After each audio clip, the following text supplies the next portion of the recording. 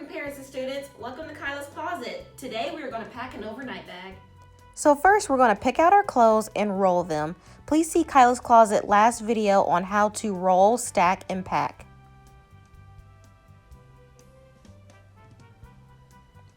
And let's not forget our pajamas. Next, we need a hygiene bag, which has our body wash, deodorant, toothpaste, toothbrush, hairbrush, and anything else we need to be clean and comfortable. Next, we can't forget our electronics and chargers. And lastly, something that reminds us of home and can keep us comfortable at night.